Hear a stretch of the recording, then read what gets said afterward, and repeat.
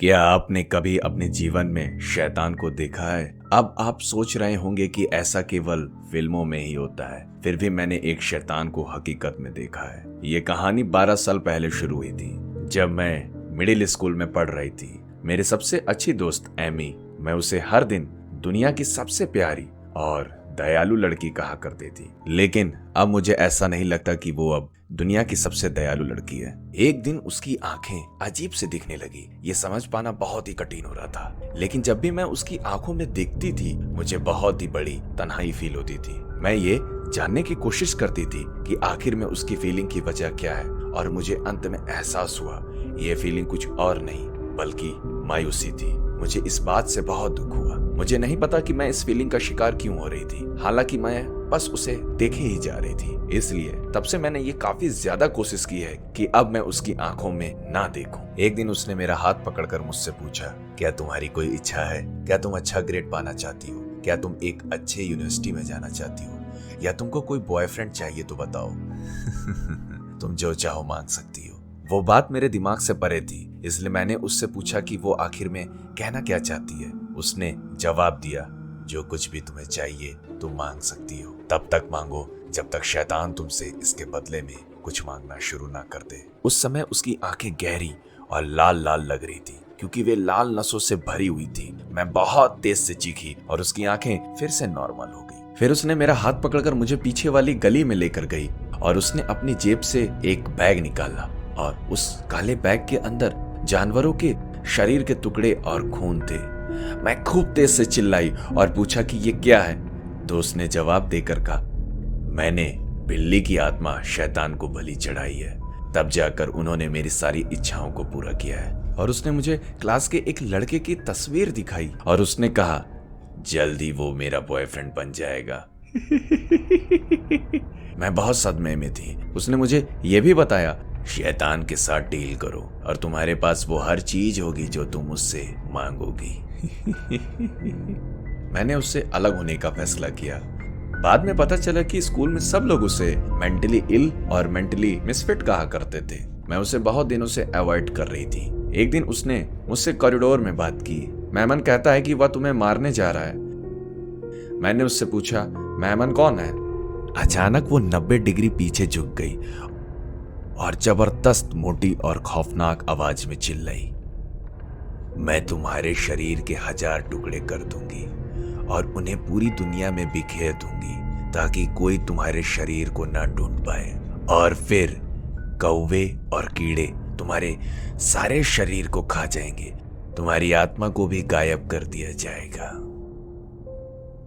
अचानक मेरी आंखें पूरी तरह से काली हो गई। कुछ पल के बाद मैंने अपनी आंखें खोली तो मुझे एक चीखने की आवाज सुनाई दी और मुझे बहुत ही अजीब लगा। मैं पागलों की तरह अपनी कलाई काट रही थी और मेरे आसपास 5 लड़कियां मेरे हाथ को खींच रही थी। मेरे सामने एमी पागलों की तरह फर्श पर लेटी हुई हंस रही थी। डर के दबाव में आकर मैंने अपने जबड़े को लूज कर दिया और मेरे पास में खड़ी लड़कियों ने मेरे हाथ को खींच लिया। मेरे कलाई से खून बह रहा था। अगर मेरे फ्रेंड्स ना होते, शायद मेरी कलाई की नसें फट जाने की वजह से मैं जिंदा न रह पाती। मैं ये सब बात अपने पेरेंट्स से नहीं बता पा रही थी, क्योंकि मुझे डर लग रहा था कहीं वो लोग मुझे पागल समझ के पागल खाने ना भेज दें। इस घटना के बाद से मैं बहुत डर गई थी और इसी वजह से मैं अब एमी से काफी दूर रहने लगी हूँ। हाई स्कूल का छात्र बनते ही मैं दूसरे शहर चली गई और लकीली मैं एमी से दूर हो गई हूँ और उसके बाद से मुझे कुछ नहीं हुआ। और जब मैं यूनिवर्सिटी की छात्रा बन गई थी तो एमी के बारे में न्यूज़ पढ़ा। जब वो हाई स्कूल में थी तो वो अपने 3 सबसे अच्छे दोस्तों के साथ कैंप लगा रही थी और वहां 2 दोस्तों ने एक दूसरे का गला काट दिया था। उनमें से एक भाग गई और पुलिस को फोन किया। जब पुलिस पहुंची तो एमी अपने दोस्तों के डेड बॉडीज से बात कर रही थी। जिंदा बचे दोस्त ने पुलिस को सारी बात सुनाई। एमी हमेशा कहा करती थी कि उसका सपना फर्स्ट क्लास पिशाच बनना है। ऐसा करने के लिए उसने कहा कि 33 लोगों को मारना पड़ेगा। उसने ये भी कहा कि मनुष्य की आत्मा को शैतान की आत्मा में बदल देना चाहिए। उसने हमेशा हमें बलि देने की गुजारिश की और उसने कहा, अगर हम ऐसा करेंगे तो वो हमें राक्षसों के रूप में पैदा करेंगी और हम इसके लिए जीवन भर की खुशी प्राप्त कर सकते हैं। जब वो इस बात को बोल रही थी तो उसका बॉडी कांप रहा था। और वो पूरी तरीके से डर जाती है। एमी अभी जेल में है। जैसे जैसे समय बीतता गया मैं समझदार और मैच्योर हो गई थी, लेकिन जब भी मैं उसके बारे में सोचती हूँ तो डर के मारे मेरे आंसू बहने लगते हैं। मेरा क्या होता अगर मैं हमेशा के लिए उससे दोस्ती कर लेती? शायद मैं अब तक उसके भली का भेंट बन जाती।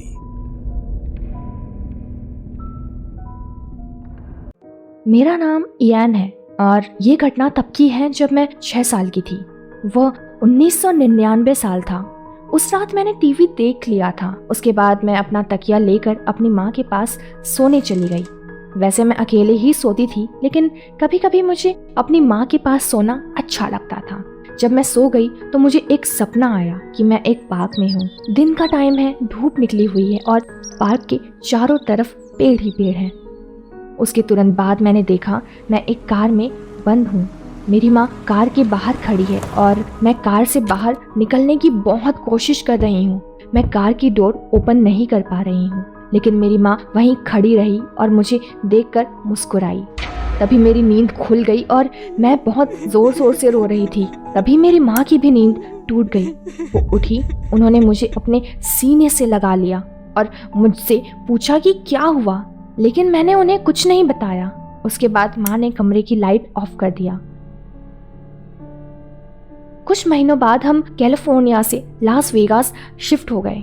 मेरा 7वां जन्मदिन आने ही वाला था।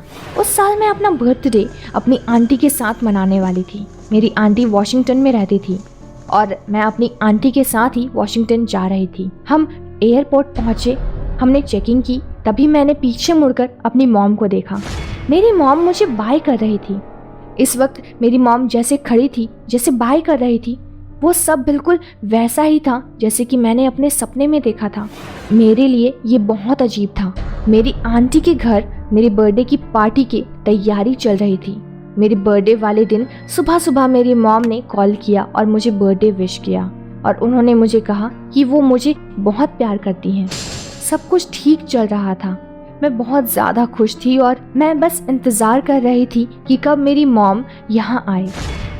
कुछ दिनों बाद मेरे अंकल ने हम सबको लिविंग रूम में सोफे पर बिठाया और हमसे कहा कि वो हम सब से बहुत ज़रूरी बात करना चाहते हैं। मैंने नोटिस किया मेरी बड़ी बहन लिविंग रूम के कॉर्नर पर कुर्सी पर बैठी हुई थी और रो रही थी। मेरी माँ अब इस दुनिया में नहीं रही। पहली बार में मुझे समझ नहीं आया कि ये क्या कहने की कोशिश कर रहे हैं। तभी मेरे अंकल ने बताया कि मेरी माँ एक कार एक्सीडेंट में मारी गई। मेरे लिए उस दिन से बुरा और कुछ नहीं था। उस दिन मैं सारा दिन और सारी रात उसी लिविंग रूम में बैठकर रोती रही। मैं अब बड़ी हो गई हूँ, लेकिन अभी भी मुझे अपना सपना याद आता है कि मेरी माँ मुस्कुरा रही है और मुझे बाय कर रही है। मैं उम्मीद करती हूँ ये वीडियो जो कोई भी देख रहे हैं वो हमेशा अपने लव्ड वंस के साथ खुशी से रहें, क्योंकि हम नहीं जानते कौन सा दिन हमारी ज़िंदगी का आखिरी हो।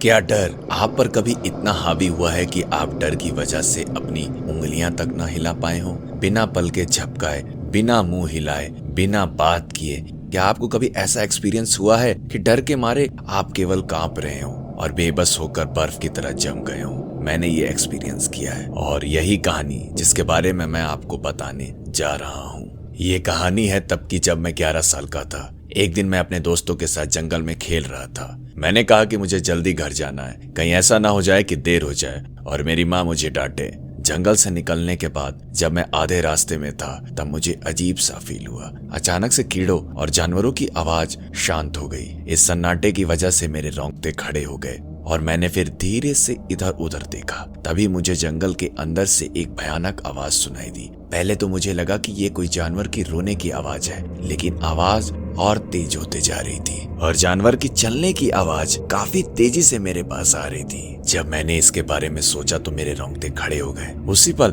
अंधेरे में मैंने देखा कि एक भयानक चीज जैसा कुछ मेरे पास आ रहा है और उस समय मुझे एक ऐसी चीज का सामना करना पड़ा जो मैंने लाइफ में इससे पहले कभी नहीं देखा था। कई अंगों वाला एक भयानक जानवर काफी तेज स्पीड से मेरे ओर रेंगते हुए आ रहा था। पहले तो मुझे लगा कि कोई इंसान होगा जो रेंग रहा है, लेकिन किसी को विश्वास नहीं होगा कि इसकी स्पीड इतनी तेज थी कि पलक झपकते ही वो मेरे सामने आकर खड़ा हो गया। जैसे मैंने उसे करीब से देखा, वो एक मकड़ी जैसा नीला और लगभग 3 फीट लंबा था। उसकी आंखें अंगूर जैसी थी। मैं मौके पर ही जम गया। लकीली उसने मुझ पर हमला नहीं किया। वो चारों ओर मंडराता रहा और ऐसा लग रहा था कि अपने मुंह में किसी चीज को वो काफी स्पीड से चबा रहा था। मैंने हड्डियों की चबाने की आवाज सुनी और ये एक अजीब सी आवाज थी। सबको ये लगेगा कि मैंने वहां से भागने की कोशिश नहीं की होगी, लेकिन ऐसा नहीं था। डर की वजह से मेरी हिम्मत हुई ही नहीं। मैं बस इतना ही कर सकता था कि मैं शांत रहूं। वो भयानक चीज जितना मेरे करीब आ रही थी, ठंड उतनी तेज होती जा रही थी। मुझे ऐसा फील हो रहा था कि वो चीज बहुत ही ठंडा है, मानो मेरे सामने बर्फ का एक टुकड़ा था। मुझे ऐसा लग रहा था कि मुझे ठंडी हवा में खांसी आ जाएगी, इसलिए मैंने अपनी खांसी को पूरे रास्ते में दबा कर रखा। वो मेरे आगे पीछे घूम रहा था और सोच रहा था कि मुझे खाए या ना खाए। क्या आप लोग उस मंजर को महसूस कर सकते हो? जिस पल मैं जरा सी हिलने की कोशिश करता तो वो मुझ पर अटैक कर देता। कोई नहीं समझ सकता उस पल को। उस वक्त नाक में खुजली होने पर भी मैं अपना हाथ तक नहीं हिला सकता था और यहाँ तक कि मैं अपने बॉडी को भी जरा सा हिला नहीं सकता था और खड़े खड़े मेरे पैर भी दर्द होने लगे थे। मैंने बहुत ही शांति से सांस ली क्योंकि मुझे डर था कि सांस लेने की आवाज भी वो सुन लेगा। इसी बीच मुझे फील हुआ कि धीरे धीरे मेरा ऑक्सीजन लेवल भी कम हो रहा है और मुझे सांस लेने में तकलीफ हो रही है। और वो भयानक जानवर दर्जनों बार मेरे चारों ओर घूमता रहा और अंत में वो मुझसे धीरे धीरे दूर जाने लगा। जब वो लगभग 100 मीटर की दूरी तक चला गया था, तब भी मैं टस से मस नहीं हुआ क्योंकि मुझे ऐसा लग रहा था कि जैसे ही मैं हिलूंगा वो तुरंत मुझे दौड़ा लेगा और मुझे जिंदा फाड़ डालेगा। कुछ समय के बाद आखिर वो खूंखार प्राणी जंगल में गायब हो गया और मेरी जान में जान आई। जैसे ही मैंने चलने की कोशिश की, मैं जमीन पर चकरा कर गिर पड़ा। मैं किसी तरह अपने पैरों पर रेंग कर घर पहुंचा। जब मेरी माँ ने मेरे नीले होठ को देखा तो उन्होंने मुझसे पूछा कि क्या चल रहा है। फिर मैंने पूरा किस्सा उनको सुनाया, लेकिन उनको मेरी बातों पर यकीन नहीं हो रहा था। और फिर मेरी नजर घड़ी पर गई और मैंने घबराते हुए देखा कि आज मैं एक जिंदा भयानक प्राणी से मिला और घंटों तक एक चट्टान की तरह चुपचाप वहां खड़ा रहा। उस रात मुझे 104 डिग्री का बुखार हो गया था और गांव के डॉक्टर ने आकर मेरा इलाज किया। सौभाग्य से मैं बच गया था और मैंने डॉक्टर को सारा किस्सा सुनाया और उन्होंने कहा, यह वास्तव में काफी डरा देने वाली बात है। एक बच्चा था जिसने सेम स्टोरी सुनाई थी जो तुम बता रहे हो, लेकिन कुछ दिनों के बाद वो बच्चा गायब हो गया और अभी तक उसका कोई पता नहीं चला है। उसके चेहरे पर खामोशी छा गई थी। सौभाग्य से मैंने उस दिन के बाद उसे नहीं देखा, लेकिन मुझे ऐसा लग रहा है कि मैं चाहूं तो शहर में जो कुछ भी हुआ है उसकी वजह का पता कर सकता हूँ। काफी पालतू कुत्ते और पशु गायब हो गए थे। आस पड़ोस के लोग जो कोई भी जंगल जाते थे वो दोबारा वापस लौटकर नहीं आते थे। पुलिस ने जब भी इन्वेस्टिगेशन किया तब यही बताया कि उन लोगों को जंगली जानवरों ने खा लिया होगा, लेकिन बात कुछ और ही थी। दुख की बात तो यह है कि हर कोई उस चीज को देख के भागने लगता था और उन्हें पता नहीं था कि भागना उनका एक गलत डिसीजन है। वो लोग ये भी नहीं जानते होंगे कि वहां से भागना भी बिल्कुल इम्पॉसिबल था। उस घटना के बाद मेरी फैमिली सिटी में शिफ्ट हो गई और मुझे नहीं पता कि उस भयानक जानवर का क्या होगा। मुझे ये भी नहीं पता कि वो कहाँ है, लेकिन मुझे अभी भी बिल्कुल याद है उस दिन का डर, मौत का डर जो अब तक मुझे महसूस होता रहता है। जब वो लगातार मेरे चारों ओर चक्कर काट रहा था, जब भी मैं उसके बारे में सोचता हूँ तो मेरे दिल की धड़कनें रुक जाती हैं। अगर उस समय मैंने अपनी खांसी नहीं रोकी होती तो शायद मैं आज यहाँ ना होता।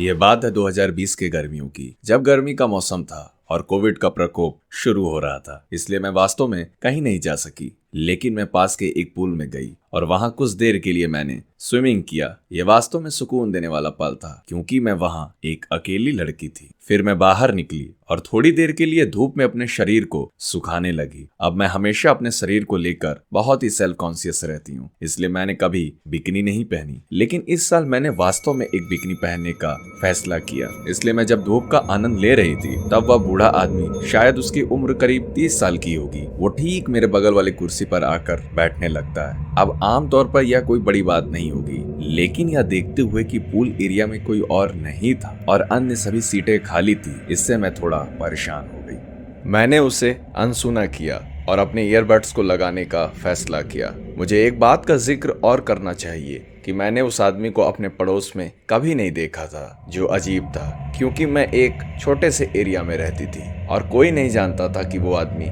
कौन है। ये खतरे का संकेत था। वो आदमी पूल में चला जाता है और थोड़ा तैरता है, फिर मैं उसे कुछ कहते हुए सुनती हूँ। मैं ठीक से समझ नहीं पा रही थी इसलिए मैंने अपना म्यूजिक पॉज कर दिया और अपने ईयरबड्स को निकाल दिया। वह मुझसे बात करना चाह रहा था। मैंने सोचा चलो ठीक है, वह सिर्फ एक फ्रेंडली व्यक्ति है। मैंने उससे पूछा तुम क्या कहना चाहते हो। फिर उसने मुझसे पूछा तुम तैरने क्यों नहीं आती।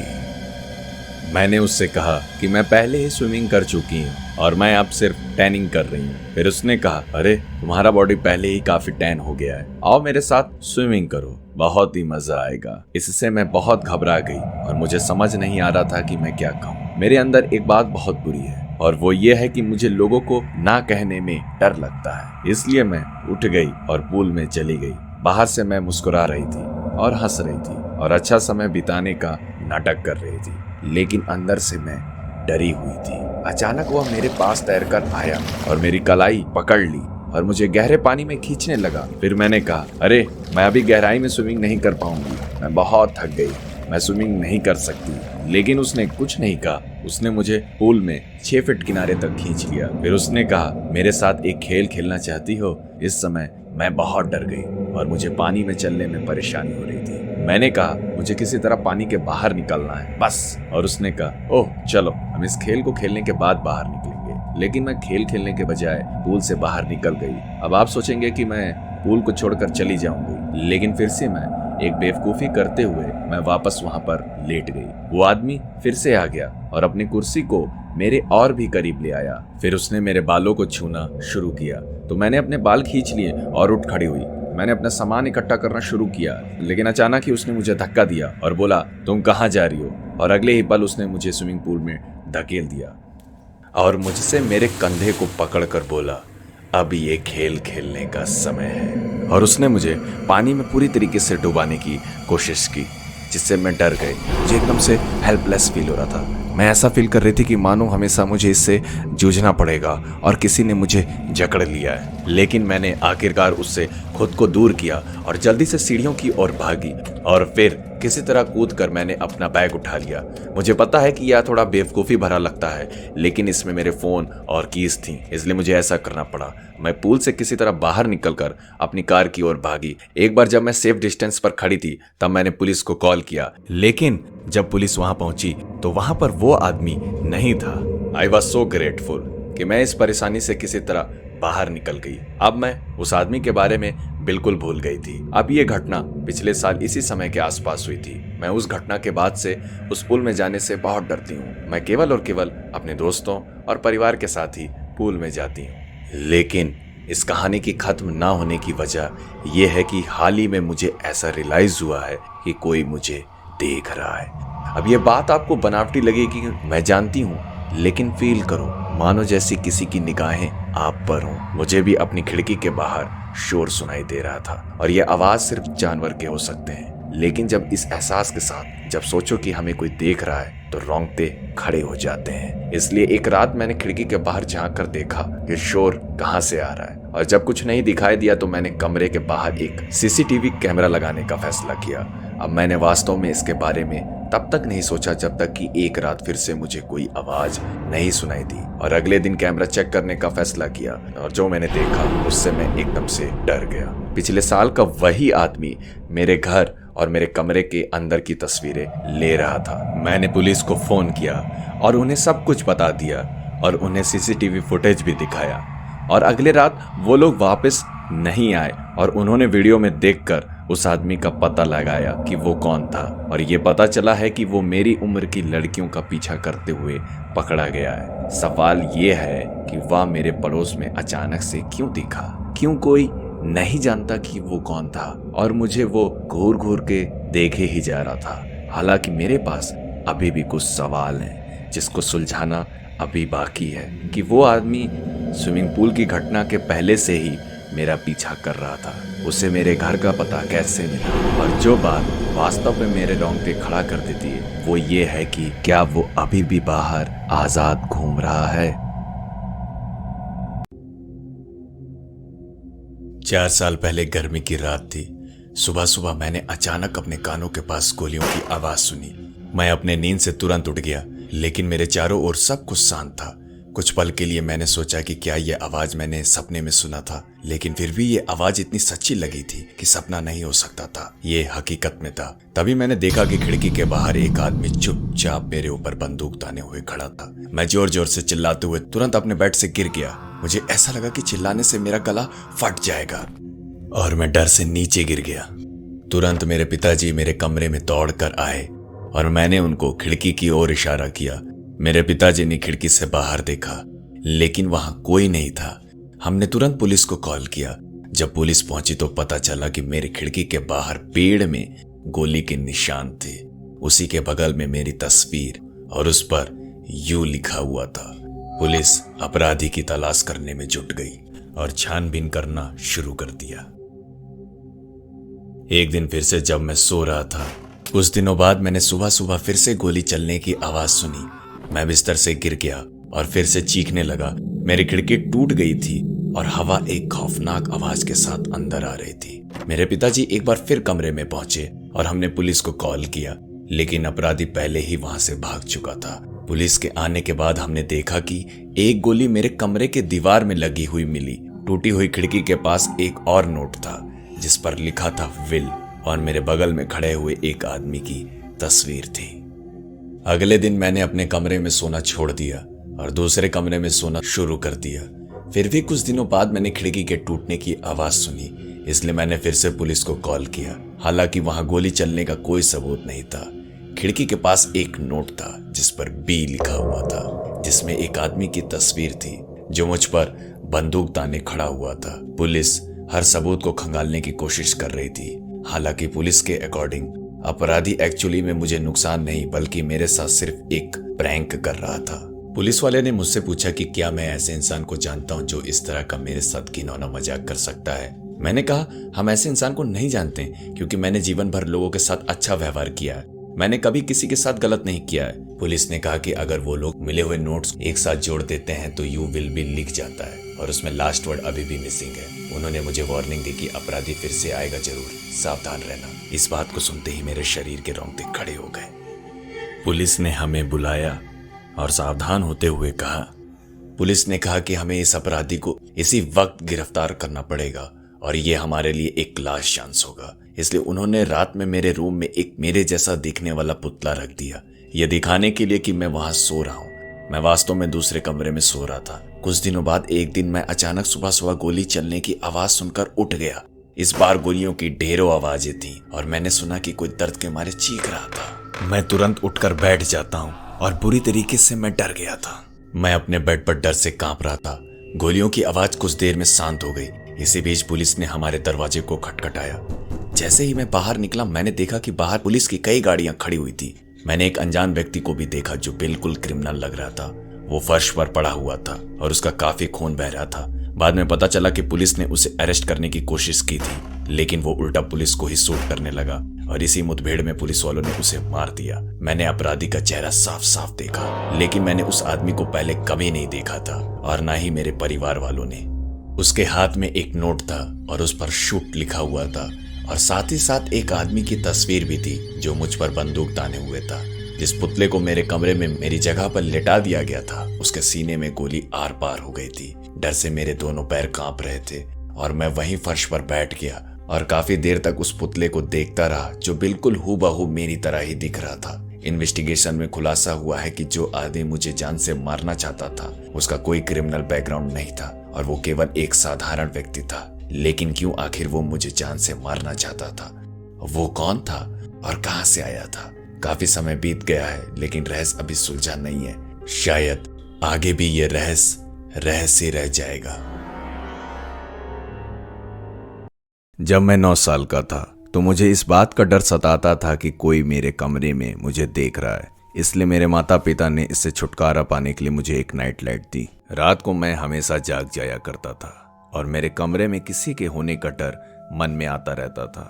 इसलिए मैं उठकर बैठ जाता और रात की रोशनी के लिए थैंक्स कि अब वहां कोई नहीं दिखता।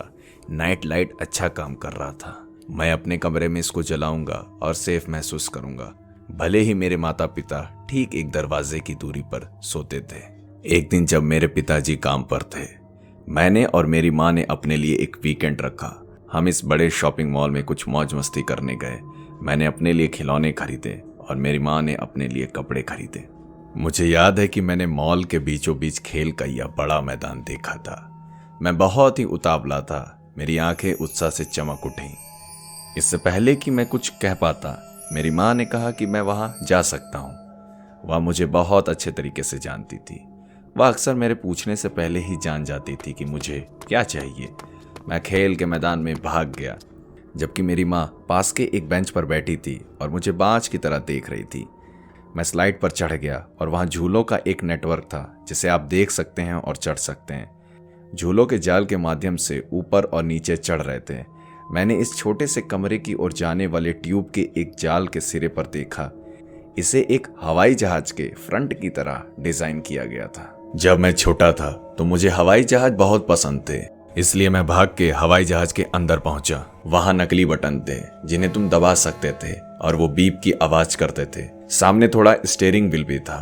मैंने बटन दबाया और स्टीयरिंग व्हील के साथ भी खेला जैसे एक छोटा बच्चा खेलता है। मैंने अभी अभी अपने लेफ्ट वाली खिड़की से बाहर देखा और देखा कि एक आदमी ठीक मेरी ओर देख रहा है। मुझे याद है कि उसने ब्लैक हुडी और ब्लू जींस पहन रखी थी। उसकी उम्र 30 साल की लग रही थी। उसने इस पीले दांत वाली मुस्कुराहट के साथ मुझे देखा।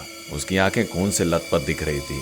मुझे अब एहसास हुआ कि वो किसी न किसी चीज की तलाश में है। हम कम से कम 6 सेकंड के लिए एक दूसरे को देखते रहे। तभी मैंने सुना कि मेरी माँ मेरा नाम पुकार रही है। मैंने अपने राइट साइड की खिड़की की ओर देखा और देखा कि वह नीचे जाने का इशारा कर रही है। मैंने ऐसा ही किया और उसने मेरा हाथ पकड़ा और हम मॉल से निकल गए। मेरी माँ ने मुझे अपनी कार के सीट पर बांध दिया और वो भी बैठ गई। उसने इस बात का विश्वास दिलाया कि कोई भी हमारे आसपास नहीं है। फिर उसने दरवाजा बंद किया और मुझे बताया कि जिस आदमी को मैं देख रहा था उसने मुझे कैसे देखा और जब मैं खेल के मैदान में घुसा तो वो मुझे कैसे फॉलो कर रहा था। उसने मुझे बताया कि वो आदमी तुम्हें खेल के मैदान से ही फॉलो कर रहा था। एक छोटा बच्चा होने के नाते मैंने इसके बारे में ज्यादा नहीं सोचा, इसलिए मैंने इसको टाल दिया। उस रात मेरे पिताजी ने मेरी माँ को यह कहते हुए फोन किया कि उस रात वर्कर्स की कमी के कारण वह ओवर टाइम करते हुए काम पर कैसे अटके हुए थे। मेरी माँ ने तब कहा ठीक है, बाय, आई लव यू। उसने फोन रख दिया और मुझे सुलाने के लिए रेडी किया। उसने मेरी रात की रोशनी वाली लाइट को जला दिया और मुझे बिस्तर पर लेटा दिया और फिर गुड नाइट बोलकर किस किया। घंटे बीत गए और मुझे जल्दी जागना याद है। मैंने अपनी अलार्म घड़ी देखने की कोशिश की। मैंने जानबूझकर इसे अपने नाइट स्टैंड के पास रखा ताकि मैं इसे देखने के लिए बिस्तर से उठने के बजाय इसे हमेशा वहीं पढ़ सकूं। लेकिन मैं अपनी अलार्म घड़ी भी नहीं देख सका। यहाँ घना काला अंधेरा था। मैं केवल अपनी चादरें ही देख सकता था। लिटरली मेरे कमरे में और कुछ भी दिखाई नहीं दे रहा था। तब मुझे एहसास हुआ कि मेरी नाइट लाइट नहीं लगी थी, लेकिन मेरी माँ ने इसे लगाया था। मैंने इस बात को सोचा, तभी डर का खौफ शुरू हो गया कि मेरे साथ मेरे कमरे में कोई और है। जैसे ही डर शुरू हुआ, मैंने अपने बिस्तर के ठीक सामने एक जोरदार चरमराहट की आवाज सुनी।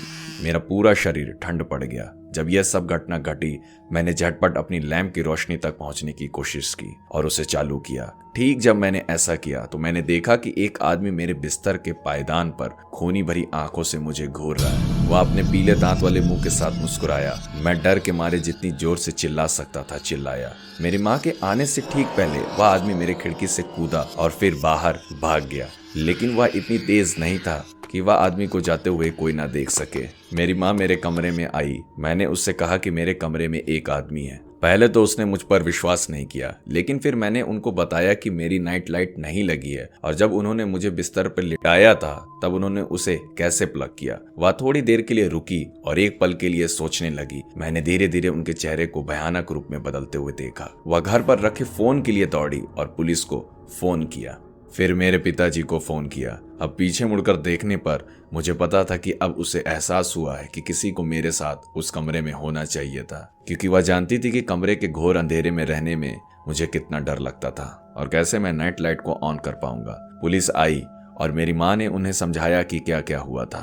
तभी मेरे पिताजी की कार भी आ गई। वह मेरे और मेरी माँ दोनों के पास दौड़ कर आए और हमें गले लगाकर पूछा कि क्या हम सब ठीक हैं। पुलिस ने नाइट लाइट को अपने कब्जे में ले लिया। उन्होंने कहा कि उस पर उंगलियों के निशान की तलाश करेंगे या उनके पास एकमात्र सबूत है। यह स्पष्ट नहीं था कि वो अंदर कैसे आया, लेकिन हम मानते हैं कि वो घर की खुली हुई खिड़की से अंदर आया होगा। पुलिस ने हमारी प्रॉपर्टी की तलाश ली, लेकिन उस आदमी का कोई पता नहीं चला। उन्होंने हमें यह भी बताया कि नाइट लाइट में उंगलियों के निशान नहीं थे, जिसका मतलब था कि उसने दस्ताने पहन रखे थे। पुलिस वाले ने कहा कि वे रात भर हमारे घर के बाहर रुकेंगे और देखेंगे कि वह वापस आता है या नहीं। मेरे माता पिता इस बात को लेकर अब टेंशन फ्री हो गए थे और बेड पर चले गए थे, लेकिन उस रात मुझे नींद नहीं आई। लेकिन जब मैं इसके बारे में सोचता हूँ तो जिस आदमी को मैंने मॉल में मुस्कुराते हुए देखा था और कमरे में जो आदमी था वो दो नहीं एक ही आदमी थे।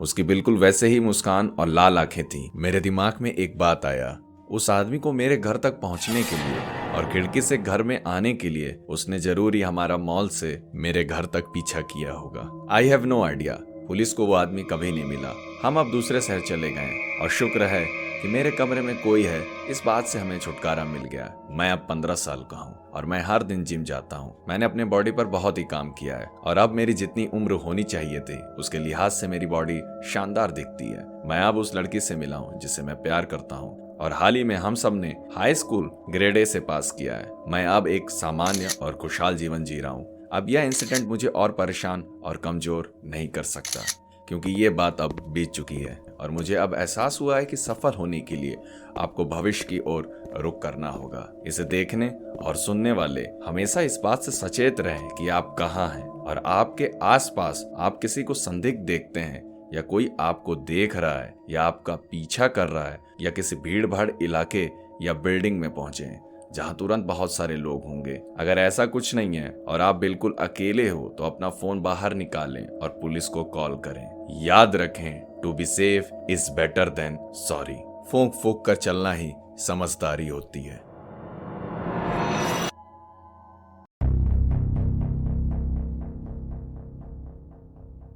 ये कहानी अनफॉरगेटेबल है। मुझे ये कहानी इतने अच्छे से याद है जैसे अभी जस्ट एक सप्ताह पहले घटी हुई है, जबकि ये कहानी है 1 साल पहले की। मैं और मेरा परिवार पामपंगा शहर में छुट्टियां मनाने गए थे। हम वहां लगभग 1 सप्ताह तक रुके। रास्ता काफी लंबा था। सच कहूं तो मैं इतना थक गया था कि मैं रास्ते में ही सोना चाहता था। जैसे जैसे समय बीतता गया रास्ता और लंबा होता गया, इस हद तक कि अब मेरे बर्दाश्त के बाहर हो रहा था। मुझे नींद आने वाली ही थी जब मैंने अचानक देखा कि 3 लोग जो बिना चेहरे के थे सड़क के कोने पर खड़े हुए थे। ऐसा लग रहा था कि वो तीनों हम लोगों का ही इंतजार कर रहे थे। मुझे केवल उनके फटे पुराने कपड़े ही दिखाई दे रहे थे जिन पर खून के कुछ धब्बे लगे हुए थे। मैंने अपने माता पिता को कुछ देर रुकने के लिए कहा। मैंने उनसे पूछा कि क्या आप लोगों ने उन तीनों को देखा है, तो उन्होंने कहा नहीं। फिर मैंने सोचा कि ये केवल मेरा एक वहम हो सकता है, इसलिए मैंने उन लोगों को नजरअंदाज किया। जैसे ही हम ओलोंगोपो शहर में अपने रेस्ट हाउस में पहुंचे, मैंने उन 3 फिगर्स को फिर से देखा। ये लोग वही कपड़ा पहने हुए थे जिस कपड़े में मैंने इन्हें पहली बार देखा था, लेकिन इस बार मैंने उनके चेहरे को देख लिया था। धूप की वजह से उनके चेहरे कुछ हद तक दिखाई दे रहे थे।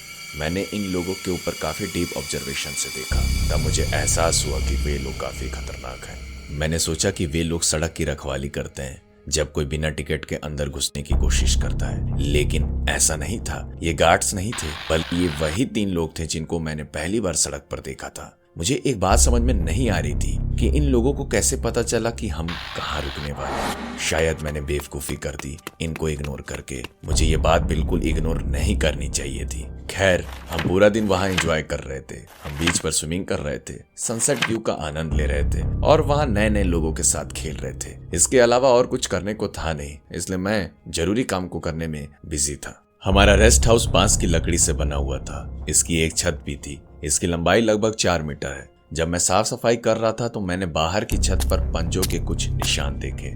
मैंने खुद से पूछा कि ये पंजों के निशान किसके हो सकते हैं। इतनी ऊंची छत पर भला कोई कैसे जा सकता है, जबकि वहां पहुंचने के लिए सीढ़ी की जरूरत पड़ती है। मैं अभी भी शायद इस भयानक खतरे को नजरअंदाज कर रहा था। रात में मैं और मेरी फैमिली सोने ही वाली थी कि अचानक हम लोगों को तेज से चीखने की आवाज सुनाई दी। चीखें इतनी तेज थी कि मुझे बहरा कर रही थी। फिर कुछ देर बाद चीखने की आवाज रुक गई। शायद लगभग 10 मिनट के लिए ही रुकी थी। मैंने फिर से वही आवाज सुनी, लेकिन इस बार ये जोर से नहीं थी। जब वे चिल्ला रहे थे तो ऐसा लग रहा था कि जैसे कि वो मेरे बेड के जस्ट बगल में फुसफुसा रहे हैं। अब मैं उस आवाज को सुनकर चौंक कर खड़ा हो गया। ये केवल मैं ही नहीं था जिसने ये सुना। मेरी आंटी, मेरी माँ और मेरी भतीजी भी थी जिसको ये आवाज सुनाई दी थी। हम सभी इससे काफी डर गए थे, इसलिए हम लोग ये देखने के लिए बाहर भागे कि आखिर में कौन है वे लोग और ये आवाज कहाँ से आ रही है। हमने घर के चारों ओर ध्यान से देखा, लेकिन कुछ भी नहीं मिला। हमने अपने पड़ोसियों से पूछा कि क्या उन्होंने किसी इंसान को चिल्लाते हुए सुना है। उन लोगों ने भी यही बताया कि उन्होंने किसी को नहीं देखा। हमने सीधा फिर पुलिस को कॉल करके बुला लिया और सारी दास्तां उनको बता दी। उन लोगों ने फिर पूछा कि क्या किसी ने ठीक से देखा है कुछ, और हमने कहा कि नहीं, हमने कुछ नहीं देखा, लेकिन हमने किसी के चीखने की आवाज के बारे में उन्हें साफ साफ बता दिया और सभी पुलिस वाले चौंक गए। एक पुलिस वाला हम लोग के पास आया और हमसे डरावनी बात कही, देखो, जिन लोगों को तुमने चिल्लाते हुए और चीखते हुए सुना है वे लोग इंसान बिल्कुल नहीं है, वे सभी खूंखार शैतान हैं। वे हमेशा शिकार की तलाश करते हैं। एक बात बताओ, जब तुम लोगों को चीखने और चिल्लाने की आवाज सुनाई देती है तब क्या वो लोग तुम लोगों के घर के आसपास रहते हैं या दूर रहते हैं? यदि आवाज तेज आती है तो वो घर से बहुत दूर है, लेकिन अगर आवाज धीमे आती है तो वे तुम्हारे घर में ही है। कभी कभी ऐसा करने से पहले वे लोग जिस घर को टारगेट करते हैं वहां पर अपने पंजों का निशान छोड़ जाते हैं। हम सब पूरी तरह से शॉक्ड थे और साथ ही साथ नर्वस हो गए थे। अब सब कुछ दूध का दूध और पानी का पानी हो गया था। चीखों से लेकर पंजों के निशान तक पुलिस वालों को हमारे चेहरे पर डर साफ नजर आ रहा था। इसलिए वे हमें हमारे रेस्टोरेंट तक लेकर गए और हमसे कहा कि हम लोग अपना सामान पैक कर लें और वापस मनीला चले जाएं, अगर इन सभी खौफनाक घटनाओं और शैतानों से बचना है तो। हमने सुबह ही अपना सामान पैक कर लिया था और जैसे ही हम घर से चलने के लिए रेडी हुए मेरा दिल जोर जोर से धड़कने लगा और मैं बिल्कुल डर के मारे कांपने लगा। मैंने उन 3 लोगों को फिर से देखा। अब उनके चेहरों पर खुशी दिख रही थी। जब मैं अपने कार में बैठ गया तो मैंने फिर पीछे मुड़कर कभी नहीं देखा। आज तक मैं हैरान हूँ इस बात से कि उन लोगों को कैसे पता चला कि हम कहाँ जाते हैं और कहाँ रुकते हैं। मुझे केवल इतना पता है कि हम लोग अभी भी जिंदा थे। हमने इन सारी घटनाओं के बारे में अपने फ्रेंड्स और रिलेटिव्स को नहीं बताया। उम्मीद करता हूँ कि वो 3 शैतान अब हमें दोबारा नजर नहीं आएंगे।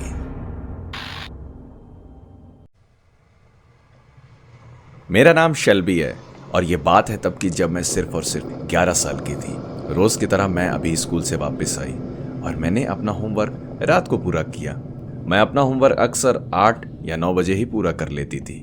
मैं भले ही 11 साल की हूँ, लेकिन मुझे पसंद नहीं कि मैं सारे रूल्स को फॉलो करूँ। मेरी माँ हमेशा स्मोकिंग करने या टीवी देखने के लिए हमारे पीछे के कमरे में घूमना पसंद करती है, लेकिन आज वो थोड़ी अजीब सी दिख रही थी। उनकी आंखें एक नॉर्मल इंसान की तरह नहीं बल्कि एक मरे हुए इंसान की तरह दिख रही थी। लेकिन मैं कुछ नहीं कर सकी, सीधे अपने बेड पर चली गई। इसी बीच मुझे पता चला कि मेरी एक और सिस्टर थी जो पैदा होते ही एक बीमारी की वजह से मर गई थी और वो बीमारी मेरी माँ से उसको लगी थी। जब मैंने वो कहानी सुनी तो मुझे बहुत तकलीफ हुई, क्योंकि मैं एक अकेली बच्ची थी। मेरे फादर पूरी रात काम किया करते थे क्योंकि उन्हें ट्रेन चलाना रहता था और मेरी माँ को ऐसी ऐसी आदतों की लत लगी हुई थी कि मैं उन्हें यहाँ पर शेयर नहीं कर सकती हूँ। बट डोंट वरी, मैं हमेशा की तरह 10 बजे अपने बिस्तर पे चली गई। लेकिन आज जब मेरी नींद खुली तो मैंने खुद को एक अनजान जगह पर पाया। ये एक जंगल की तरह लग रहा था, लेकिन रास्ता पूरा साफ था, ठीक वैसे जैसे जब कोई हाइक करने जाता है। जो कुछ भी हो रहा था उसे मैं देख नहीं पा रही थी क्योंकि पूरी तरह मौसम कोहरा से भरा हुआ था। इसलिए मैंने चलना शुरू कर दिया। लेकिन जैसे ही मैंने चलना शुरू किया मुझे एक आवाज सुनाई दी, सिस्टर। मैं इतनी तेजी से घूमी और मैंने देखा कि लगभग 7 फीट की येलो स्किन और भूरे बालों जैसी बहुत लंबी एक लड़की थी, लेकिन उसके बाल सामान्य लोगों के बाल से अलग थे। मुझे ये सब बहुत अजीब लग रहा था, लेकिन फिर भी मैंने खुद को संभाला। मैं कुछ चीजें देख सकती थी, जैसे मेरी बड़ी बहन के गाल पर एक बर्थ मार्क था। मैं उसके पास गई और उसे गले लगा लिया। बड़ी बहन, मैं तुम्हें बहुत याद करती हूँ। उसने जवाब दिया, मैं भी तुम्हें बहुत मिस करती हूँ और मैं तुम्हारा इंतजार कर रही थी। अब जब तुम आ ही गई हो तो हमें एक अच्छी सी चाय की पार्टी करनी चाहिए। उसने मुझे एक डरावनी मुस्कान देते हुए कहा। मैंने हाँ बोल दिया क्योंकि मैं और मेरी माँ एक साथ इतना एंजॉय कभी नहीं करते थे। जब मेरी बड़ी बहन मुझे इस चाय पार्टी में ले गई कि मैंने देखा कि उसका चेहरा थोड़ा अलग था। उसकी आंखें बिल्कुल लाल थी और उसके होंठ हल्के नीले और फटे हुए थे और वो एक डेड बॉडी की तरह बदबू कर रही थी। लेकिन वो मेरी सिस्टर थी, इसलिए मैंने उसे किसी तरह नजरअंदाज कर दिया। हम थोड़ी देर तक चलते रहे जब तक कि हम एक खराब दिखने वाले मेज पर नहीं पहुंच गए जिसमें सिर्फ 2 कप चाय थी। उस मेज पर केवल 2 कप चाय थी और कुछ नहीं। वो माहौल काफी डरावना सा था। उसने बैठने को कहा तो मैं बैठ गई। चाय पीने से डर लग रहा था, लेकिन मैंने किसी तरह चाय पी ली। मैं चौंक गई। इसका टेस्ट बिल्कुल वैसे था जैसे मेरे फादर चाय बनाया करते थे। थोड़ी देर बाद मैंने कहा, शायद अब मुझे चलना चाहिए। जैसे ही मैंने ये बोला, उसने अपने दोनों हाथ को जोर से टेबल पर पटका। अब वो एक जानवर की तरह गुर्रा रही थी। उसने अपनी तेज दांत दिखाए। अब उसकी आंखें बिल्ली की तरह लग रही थी। वह मुझ पर चिल्लाते हुए कह रही थी, तुमने मेरा घर लिया है, तुम्हें मेरी जगह पर पैदा होना चाहिए था, तुम्हें हॉस्पिटल में मर जाना चाहिए था, तुम क्यों पैदा हुई हो। मेरे रोंगटे खड़े हो गए। मैं इतना डर गई थी कि मैं हिलडुल भी नहीं पा रही थी और मुझे कुछ साफ नहीं दिखाई दे रहा था क्योंकि मेरी आंखों में आंसू भर आए थे। वो एक भयानक रूप लेने लगी और वो बड़ी होती जा रही थी और भूत की तरह उसका कंकाल दिखने लगा। और फिर वो मुझ पर चिल्लाते हुए बोली, मुझे माँ की देखभाल करने की जरूरत है। माँ तुमसे नहीं, मुझसे प्यार करती है। मुझे उसे देखने की जरूरत है, तुम्हें नहीं। मुझे उसकी जरूरत है, उसके लिए वो सूप बनाने के लिए, ताकि वो जल्दी से मर जाए और बस मेरे पास आ जाए और फिर मैं तुम्हारी जगह ले लूं। जहां तक मुझे पता था कि आज थर्सडे है, मैं हमेशा शुक्रवार को अपनी माँ के लिए सूप बनाती हूँ। फिर उसने मुझे पकड़ने की कोशिश की और मैं वहां से बहुत तेजी से भागी। जितनी तेजी से भाग सकती थी उतनी तेजी से भागी। मैं अस्थमा के साथ पैदा हुई थी, इसलिए मुझे भागने में बहुत तकलीफ हो रही थी, लेकिन फिर भी मैं भागती रही। जितनी तेजी से हो सकती थी उतनी तेजी से भाग रही थी क्योंकि मेरी जिंदगी खतरे में थी। मैंने देखा मेरी बड़ी बहन मॉन्स्टर बन गई थी और वो कह रही थी कि मैं तुम्हें और उसे दोनों को मार डालूंगी, मैं तुम दोनों को मार डालूंगी। अब मुझे ऐसा लग रहा था कि मैं बेहोश हो जाऊंगी, इसलिए मैंने पीछे मुड़कर देखा कि क्या वो अभी भी मेरा पीछा कर रही है। उसके बाद मैंने देखा कि वो एक रेंगते हुए जानवर की तरह अपना रूप बदल रही है। उसकी आंखें काली हो गई थी और काले खून से लथपथ थी। शरीर पूरा पीला पड़ गया था। उसकी बॉडी में केवल हड्डियां बची थी और 2 दांत और जीभ बाहर निकले हुए थे। मुझे नहीं पता कि ये सब कैसे हुआ, लेकिन मुझे और हिम्मत मिली और मैं और भागी और फिर भी मैं लड़खड़ाकर और किसी चीज से टकराकर गिर गई। मैंने देखा कि मेरे पैर रस्सी से बंधे हुए थे। मैं चाहकर भी अपने आप को छुड़ा नहीं पा रही थी। फिर वो खूंखार जानवर मेरे पास आकर खड़ा हो गया और कहने लगा, अब मैं तुम्हें कहीं और भेजना चाहती हूँ जहां से तुम वापस ना आ पाओ। उसने एक शैतानी आवाज में बोला। फिर वो जैसे ही मुझ पर झपट्टा मारा, मेरी नींद खुल जाती है। मैंने घड़ी में देखा तो 5:15 हो रहे थे और वो वही टाइम था जिस टाइम पर मेरी स्कूल की बस मुझे लेने आती थी। और मैं फिर उठ गई, ये सोचकर कि ये सब केवल एक सपना था। फिर मैं स्कूल चली गई। स्कूल से जब मैं घर वापस गई तो मैंने अपने माँ के लिए सूप बनाया, जैसे रोज बनाया करती थी। लेकिन जो कुछ मैंने सपने में देखा था वो कुछ हद तक सही था। मेरे पिताजी ने मुझे फोन किया और उन्होंने मुझसे कुछ नहीं बोला, केवल ये पूछा कि तुम्हारी माँ कहाँ है शेल्बी। मैं पीछे के कमरे में गई और कहा कि वो फर्श पर गिरी पड़ी है पापा, जैसे ये कोई बड़ी बात नहीं थी। फिर मैंने अपने फोन पर अपने फादर को देखा। वो बिल्कुल डर गए थे, इसलिए उन्होंने मुझसे कहा कि किसी तरह कोशिश करो और अपनी माँ को उठाओ, लेकिन वो नहीं उठ पा रही थी। तभी उन्होंने मुझसे कहा कि शेल्बी अपने सामान पैक कर लो, तुम्हारे अंकल आंटी आ रहे हैं। अब मैं बिल्कुल डर सी गई थी और कुछ समझ में नहीं आ रहा था कि मैं क्या करूं, लेकिन मैंने उन लोगों का इंतजार किया। फिर जब वो लोग आ गए तो वो लोग चिल्लाते हुए बोले, रोंडा उठो, रोंडा उठो। लेकिन मेरी माँ तब भी नहीं उठी। फिर वो लोग मुझे कार की ओर ले जाने लगे और एम्बुलेंस को बुलाया। मुझे तो कुछ नहीं समझ में आ रहा था आखिर हो क्या रहा था। जब डॉक्टर्स की टीम मेरी माँ को लेने आई तो वो जोर जोर से चिल्लाने लगी और बोली कि मैं नहीं जाऊंगी, मैं नहीं जाऊंगी। मेरी माँ उन लोगों से झगड़ने लगी। फिर उन लोगों ने मेरी माँ को घर पर ही छोड़ दिया, लेकिन मैं अपनी आंटी के साथ चली गई। बाद में उस रात को मेरे फादर मुझे लेने आए और थैंक गॉड कि मेरी माँ चुपचाप से सो रही थी। हम आहिस्ता आहिस्ता उसके पास से गुजर रहे थे और उसके बिस्तर की ओर गए। अगले दिन वो बिल्कुल ठीक थी, जैसे कि कुछ हुआ ही ना हो। मैं बस खुश थी कि मेरी माँ वापस मुझे मिल गई। लेकिन जब मैं बस में बैठी तो मुझे अपनी सिस्टर की बात याद आई जो उसने मुझे सपने में कहा था। मैं अभी एक छोटी सी बच्ची थी और सोच रही थी कि क्या मैं उसे कभी फिर से देख पाऊंगी। मुझे अब कुछ नहीं चाहिए, मुझे केवल अब सुकून चाहिए।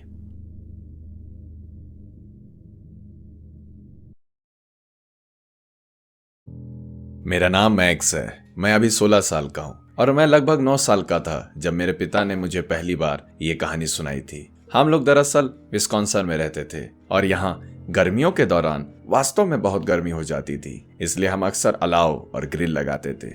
मेरे फादर ने मुझे आराम से बैठाया। आग हमारे सामने जस्ट जल रही थी। मेरे फादर के चेहरे पर एक भयानक चमक दे रही थी। उन्होंने मुझे बताया कि आज की रात एक पुरानी कहानी के लिए एकदम सही रात है, जिसे हमारे देश के लोग अच्छी तरह से जानते हैं। वर्षों पहले एक कपल रात के समय कार से यात्रा कर रहा था। आसमान फॉगी और ठंडा हो गया था। जिस कपल का नाम था कॉर्ला एंड डियोन, वो पूरे दिन डियोन की मां के घर जाने के लिए गाड़ी चला रहे थे और अभी भी कई घंटे के रास्ते तय करना बाकी था और इसी बीच कोहरे का बढ़ना शुरू हो गया था और डियोन की नींद भी अभी पूरी नहीं हुई थी। उसने कॉर्ला से कहा, रात बिताने के लिए एक कस्बे की किसी तरह तलाश करो। अपनी आंखों को साफ करते हुए कॉर्ला ने दूर से एक छोटी सी मंद रोशनी चमकती हुई देखी। जैसे जैसे वे पास आते गए, रोशनी तेज होती गई। यह एक ऑयल स्ट्रीट लाइट थी जो एक छोटे से शहर में जाती थी। कॉर्ला और डियोन ने एक बड़ी पुरानी दिखने वाली लकड़ी की इमारत के पास रुकने से पहले थोड़ी देर के लिए गाड़ी को ड्राइव करते रहे। डियोन ने कहा कि दरवाजे के बाहर एक पुराना साइन बोर्ड मारियाज इन लिखा था। ये रात बिताने के लिए एक अच्छी जगह की तरह दिख रहा है। लेकिन इससे पहले कि वो बहस कर पाते, डियोन ने कार छोड़ दी और होटल के अंदर सीधा चला गया। हिचकिचाहट में कॉर्ला ने डियोन का पीछा किया।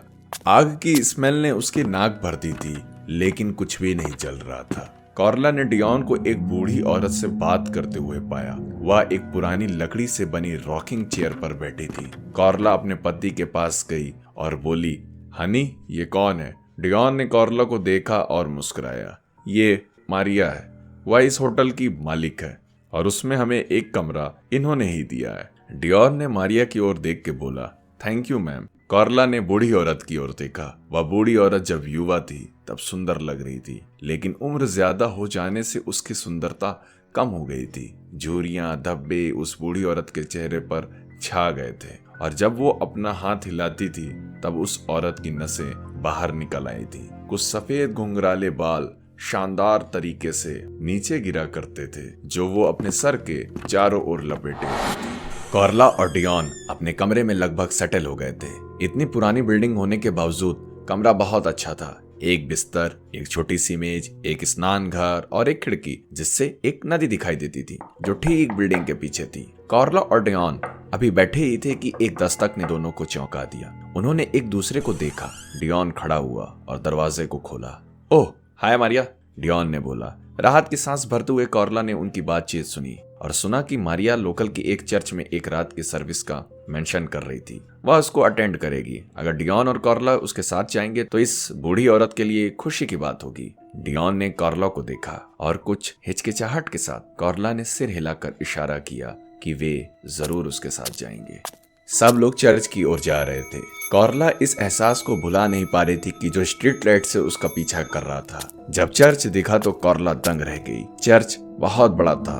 एंट्रेंस पे एक बहुत बड़ा मीनार बना हुआ था और वहीं पर एक ग्लास से बना क्रॉस के नीचे एक बड़ी सी बेल लटक रही थी। दरवाजा लकड़ी का था जो काफी बड़ा था और सीधा एक डोम के शेप में बना एक रूम था, वहीं पर जाकर खत्म होता था। उसी रूम में एक स्टेज पर एक खूबसूरत औरत एक एंजेलिक वॉइस में गाती थी। चर्च लोगों से भर गया था। मारिया के अनुसार कॉर्ला का बुरा एहसास और बढ़ते ही जा रहा था। मारिया, डॉयन और कॉर्ला उस स्टेज के सामने खड़े थे जहां उस महिला का गाना जोर जोर से बज रहा था और कॉर्ला ने देखा कि महिला ग्लो कर रही थी और हर लिरिक के साथ वह चमकती जा रही थी, लगभग सबको अंधा कर रही थी। और कॉर्ला ने अपनी नजर को वहां से हटा लिया और अलग देखने लगी। डायन को देखकर कॉर्ला ने उसके हाथ को अपने हाथ से पकड़ लिया। डियोन अभी भी उस महिला को देख रहा था और पूरी तरह उसी में वो खो जाता है। इससे कॉर्ला को गुस्सा आ गया। काफी समय के बाद उसने डियोन को अपनी ओर देखने के लिए मजबूर किया। कॉर्ला बोली, मेरी तबीयत ठीक नहीं है, हमें होटल वापस चलना चाहिए। कॉर्ला ने लगभग रोते हुए कहा। डियोन ने सिर हिलाकर मारिया को अलविदा कहा। उस महिला का सिंगिंग इतना तेज हो गया था और उसका बॉडी इतनी तेज चमक रही थी कि कॉर्ला को लगा कि अभी उसका सर फट जाएगा। जब वे वापस होटल पहुंचे तो कॉर्ला फौरन लेट गई और सो गई। जब वह उठी तो उसे तुरंत पता चल गया कि कुछ गड़बड़ है। कॉर्ला ने अपनी आंखें खोली। डियोन उसके बगल में सो रहा था उसने चारों ओर देखा और वो बहुत तेज से डर गई, मानो उसकी बॉडी फट गई हो। वो कुछ बोल नहीं पा रही थी। उसने डियोन को जगाया। डियोन ने कार्ला को देखा और फिर उन दोनों ने उस पिक्चर को देखा, जिसे देख के कार्ला बिल्कुल हैरान हो गई थी। उन्होंने जिसे अब तक एक होटल समझा था, वो होटल नहीं, वह एक लकड़ी और चट्टानों का ढेर था। उन्होंने आगे देखा और पाया कि वहां कोई शहर नहीं था, ना कोई नदी थी और ना ही कोई चर्च था। जहां इमारतें हुआ करती थी वहां सिर्फ मलबे के बड़े बड़े ढेर थे और कुछ नहीं। उनकी कार एक बड़े बोर्ड के पास खड़ी थी जो जमीन में आधा धंसा हुआ था। समझ में नहीं आ रहा था कि आखिर हो क्या रहा है। घबराते हुए कार्ला और डियोन शहर की ओर भागे जहां स्ट्रीट लाइट थी। चौंका देने वाली बात यह थी कि स्ट्रीट लाइट ठीक वैसी लंबी खड़ी थी। अचानक स्ट्रीट लाइट की उस साइड पर एक सड़क पर गधे द्वारा खींची जा रही गाड़ी पर एक बूढ़ा व्यक्ति दिखाई दे रहा था। कार्ला और डियोन ने उसको आवाज लगाई। उस बूढ़े आदमी ने पूछा, मैं तुम लोग के लिए क्या कर सकता हूँ? कार्ला ने पूरी कहानी उस आदमी को शुरू से बताते हुए कहा कि कैसे वो ड्राइविंग कर रहे थे और अचानक वो लोग खुद को एक जमीन पर पड़ा हुआ पाते हैं। उस आदमी ने पूरी दास्तान सुनी। उसका चेहरा अधिक से अधिक गंभीर हो रहा था। कार्ला ने उसकी आंखों में देखा और पूछा, शहर कहाँ है? बूढ़े आदमी ने आह भरते हुए कहा, मुझे नहीं पता कि मैं इसका उत्तर कैसे दूं। जानते हो, यहाँ एक शहर हुआ करता था, लेकिन यह लगभग 50 साल पहले ही बर्बाद हो चुका है। एक बम सीधे चर्च पर आकर गिरा था और वो रात चर्च की सेवा की रात थी। उस बम ने सभी को मौत के घाट उतार दिया था। केवल ये स्ट्रीट लाइट ही बची थी। कार्ला और डियोन वहां से डर के भाग गए। उन दोनों को चारों तरफ से कुछ अजीब सी आवाजें सुनाई दे रही थी। वो दोनों डियोन की माँ के घर के लिए तुरंत रवाना हो गए। किसी ने भी उनकी बातों पे एकदम से यकीन नहीं किया। कार्ला और डियोन एकदम से पागल हो गए कि उनके ऊपर क्या बीत रही है। यही दोनों केवल ये बात जानते थे। उन्होंने एक दो बार शहर को खोजने की कोशिश भी की, लेकिन कुछ अंजाम नहीं निकला। आखिरकार कार्ला और डियोन लापता हो गए और आज भी लापता हैं। मैं अब अपने पिता के पास नहीं हूँ, लेकिन मैं अभी भी उनकी कहानियां सुनाया करता हूँ। यह हमेशा से मेरी सबसे फेवरेट कहानी रही है। याद रखें, सुरक्षित रहें और रोशनी से दूर रहें।